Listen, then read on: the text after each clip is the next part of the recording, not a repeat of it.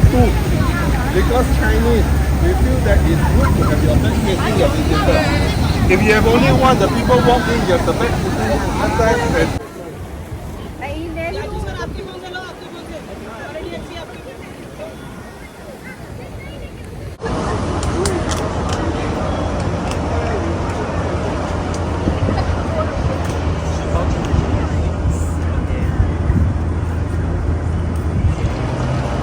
there's three restaurants. The one is Siladi, then Nandito pa po sa kabila ng bay, nakikita nyo yung Merloin.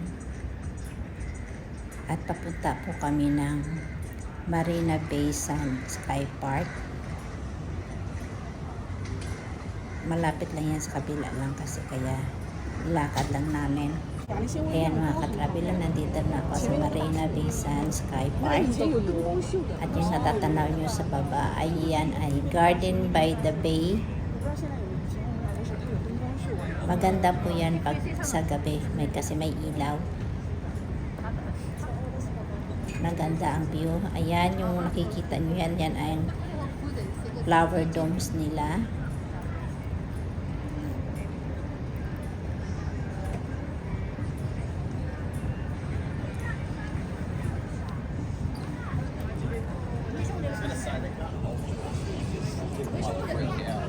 Dito tayo sa kabila para makita nyo yung city ng Singapore.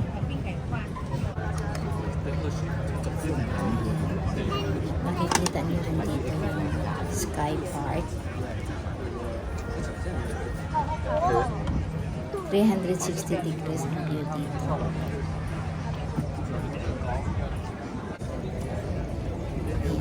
Inikot ko yung camera para naman makita nyo ako. At sa kalikod ko, yan ay restaurant din. Pwede pa umakyat dyan.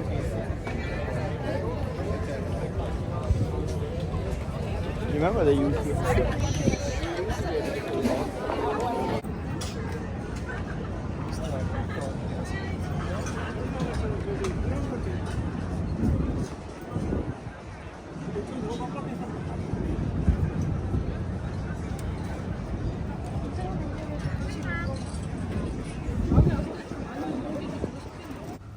At ito naman po ang view mula sa hotel na tinutuluyan namin.